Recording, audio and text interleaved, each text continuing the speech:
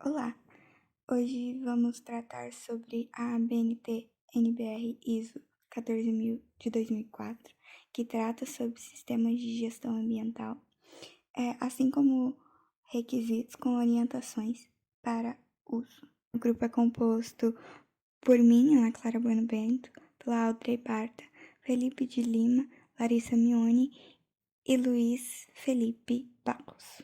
Como tópicos, iremos tratar da introdução sobre o que é essa norma, o instrumento, as especificações do instrumento, as formas de uso do instrumento abordado, os resultados desse uso e a análise do grupo sobre as potencialidades e fragilidades do instrumento. A NBR ISO 14001 de 2004 teve sua publicação em 31 de dezembro do mesmo ano e entrou em vigor apenas em 31 de janeiro do ano seguinte, 2005. A norma tem como objetivo a regulamentação do sistema de gestão ambiental, assim como da sua organização, implementação, requisitos legais e entre outros requisitos requeridos por ela. Além disso, ela trata sobre a aplicação a aspectos ambientais que possam ser influenciados, modificados ou controlados pela organização em si. Porém, ela não estabelece critérios específicos para o desempenho ambiental.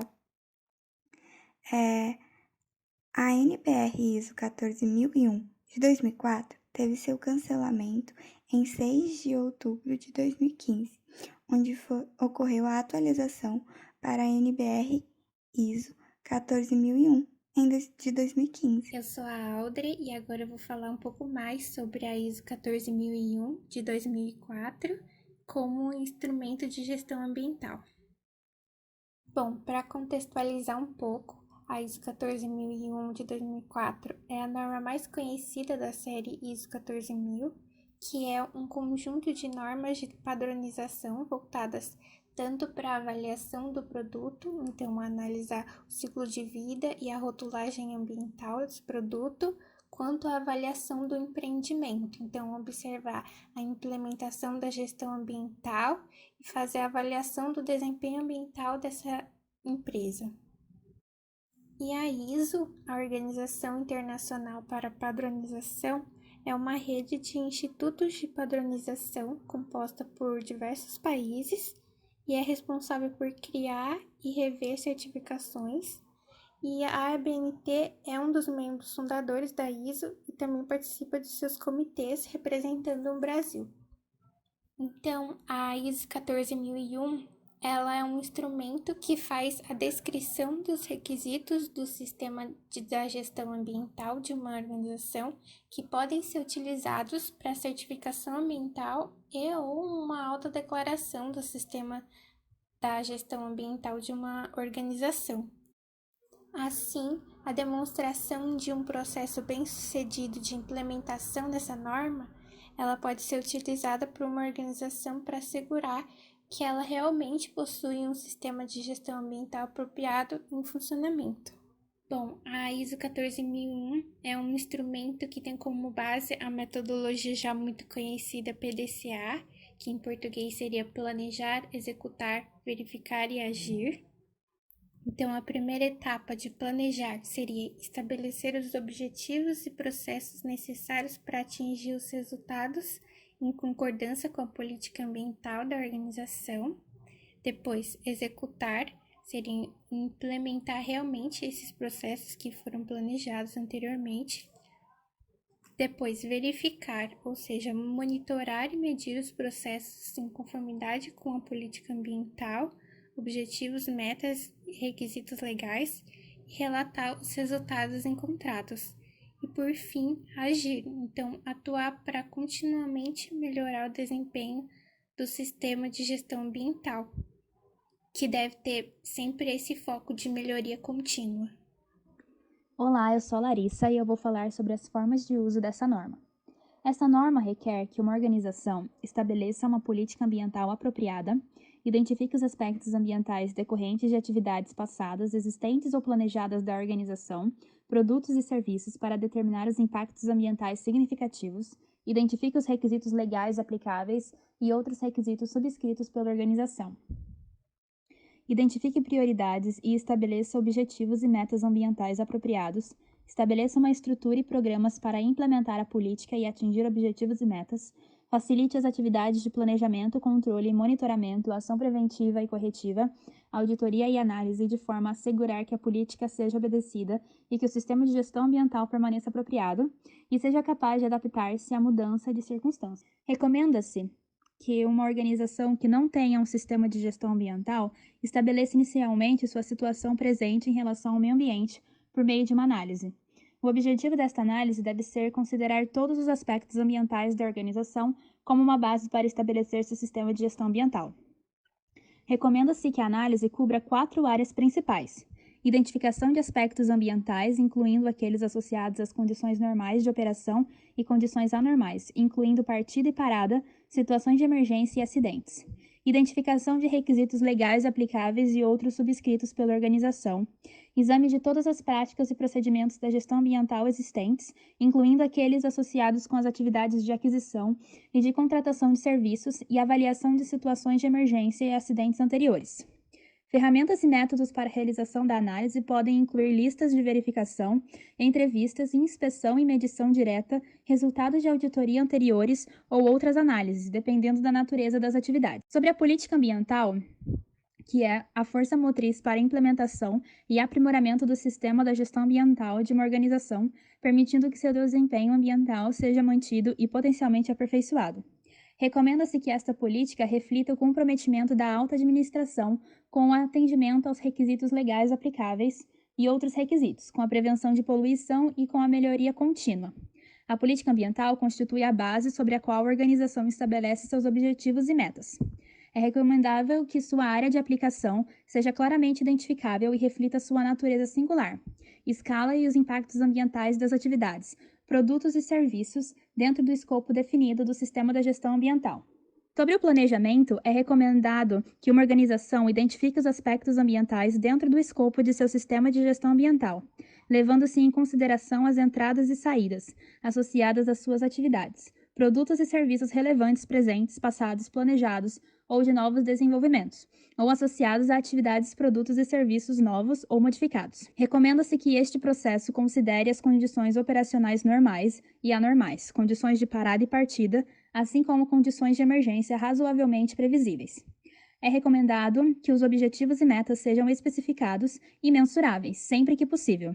É recomendado que os objetivos considerem questões de curto e de longo prazo. Sobre a implementação e operação, os recursos, funções, responsabilidades e autoridades, recomenda-se que as funções e responsabilidades ambientais não sejam vistas como confinados à função da gestão ambiental, mas que também cubram outras áreas de uma organização, tais como a gerência operacional ou outras funções de apoio de cunho não ambiental. É recomendado que o comprometimento comece nos níveis mais elevados da administração. Desta mesma forma, é recomendado que a alta administração estabeleça a política ambiental da organização e assegure que o sistema da gestão ambiental seja implementado. Sobre a competência, treinamento e conscientização, é recomendado que a organização identifique a conscientização, o conhecimento, a compreensão e as habilidades necessárias a qualquer indivíduo com responsabilidade e autoridade para realizar tarefas em seu nome. Conscientização, conhecimento, compreensão e competência podem ser obtidos ou melhorados por meio de treinamento, formação educacional ou experiência de trabalho. Sobre a comunicação interna é importante para assegurar a eficaz implementação do sistema da gestão ambiental. Os métodos de comunicação interna podem incluir reuniões regulares de grupos de trabalho, boletins informativos, quadros de aviso e intranet. Recomenda-se que a organização implemente um procedimento para receber, documentar e responder às comunicações por partes interessadas. Sobre a documentação, recomenda-se que o nível de detalhamento da documentação seja suficiente para descrever os elementos principais do sistema da gestão ambiental e sua interação, fornecendo orientação sobre fontes de informação mais detalhadas sobre o funcionamento de partes específicas do sistema de gestão ambiental. Essa documentação pode ser integrada com as de outros sistemas implementados pela organização, não precisando estar na forma de um único manual. Sob o controle operacional, recomenda-se que uma organização avalie quais de suas operações estão associadas com seus aspectos ambientais significativos, identificados e assegure que elas sejam conduzidas de modo a controlar ou reduzir os impactos ambientais adversos associados, para atender aos requisitos de sua política ambiental e atingir seus objetivos e metas. Recomenda-se que sejam consideradas todas as partes de suas operações, incluindo as atividades de manutenção. Sobre a preparação e resposta a emergências, é da responsabilidade de cada organização desenvolver procedimentos de preparação e respostas a emergências que atendam às suas próprias necessidades específicas. No desenvolvimento deste procedimento, recomenda-se que a organização considere a natureza do perigo local, por exemplo, líquidos inflamados, entre outros, o tipo e a escala mais provável de sua situação de emergência ou acidente, o método mais apropriado para responder a um acidente ou uma situação de emergência, entre outros. Sobre a verificação, os dados coletados a partir do monitoramento e medição podem ser analisados para identificar padrões e obter informações. O conhecimento adquirido com essas informações pode ser utilizado para implementar ações corretivas e preventivas. Recomenda-se que a organização seja capaz de demonstrar que ela tem avaliado o atendimento aos requisitos legais identificados, incluindo autorizações ou licenças aplicáveis. As auditorias internas do sistema de gestão ambiental podem ser realizadas por pessoas que trabalhem para a própria organização ou por pessoas externas selecionadas pela organização, que trabalhem em seu nome. Em ambos os casos, recomenda-se que as pessoas que realizam a auditoria sejam competentes e em condições de atuarem de forma imparcial e objetiva. Sobre a análise pela administração, é recomendado que a análise pela administração cubra o escopo do sistema da gestão ambiental, embora nem todos os elementos do sistema da gestão ambiental necessitem ser analisados de uma só vez, podendo o processo de análise se estender por um período de tempo. Olá, meu nome é Luiz Felipe e eu vou falar um pouco sobre o panorama da certificação no Brasil. Como já foi dito anteriormente, o seu início foi em 2004, com a publicação do texto do documento, mas a certificação passou a entrar em vigor em 2005, no ano seguinte. Ela é uma certificação voluntária, como todas as outras, e está associada geralmente a um alto custo para obtenção, mas que é um investimento visto como vantajoso pelas empresas.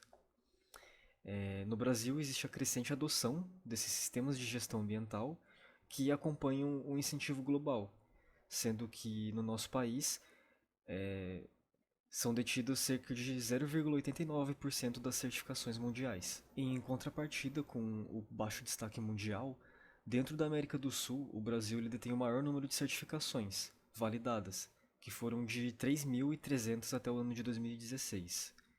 Houve um crescimento muito visível no número de certificações válidas emitidas de 2012 a 2015, que foi de 83 ao ano para 662 ao ano, e a maior concentração das certificações validadas está no estado de São Paulo, com 48% da representação nacional, e no Rio de Janeiro, com 8%. Agora falando um pouco sobre o panorama global da certificação. Até o ano de 2016, foram emitidas cerca de 300 mil certificações em mais dos 160 países. O maior número de certificações se concentra na região da Ásia Oriental e Pacífico, com base em dados de 2016, e cerca de 10 mil das certificações são concentradas nas Américas Central e do Sul. E o Brasil possui aproximadamente 30% das certificações na região. A distribuição no número de certificações se concentra essencialmente na Europa e no leste asiático. E a China, ela contém o maior número de certificações. Ela é o primeiro lugar disparado, com 187 mil certificações até 2016. E a maior parte das certificações, não só nos países com maior número, mas também nos outros, são relacionadas ao setor de construção, seguido de perto por indústrias metalúrgicas. Olá, meu nome é Felipe. Eu falarei um pouco sobre as fragilidades, as potencialidades e uma análise do grupo sobre a ABNT. Como potencialidade da ABNT, falando sobre a gestão ambiental, temos sua aplicabilidade, na qual pode ser utilizada em empresas ou organizações de qualquer porte. Sua flexibilidade, podendo ser considerado um importante fator motivador para sua implantação e difusão em nível mundial. Além disso, ela também eleva muito o nível da empresa, tornando elas mais maduras, melhor orientadas tecnicamente, maiores e mais competitivas em virtude de estarem em uma cadeia produtiva de mercado globalizado. E apesar de suas potencialidades serem poucas, elas têm muitas qualidades, muito peso em suas considerações. E, por outro lado, encontramos muito mais fragilidades em sua aplicação do que em suas potencialidades. Como, por exemplo, levando-se em consideração associado a tempo e dinheiro, esta aplicação da ABNT ela desencoraja a realizar investimentos, mesmo que seja economicamente benéfico para a melhoria do desempenho ambiental. Então, muitas empresas não veem a aplicação dessa ABNT como uma forma de progressão, só como gasto.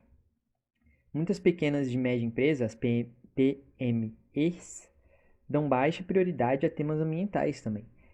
Há pouco incentivo, talvez seja por causa da questão monetária. Há também pressões de ordem legal, de mercado e financeiras, nas quais ainda são, de modo geral, relativamente fracas para essas empresas.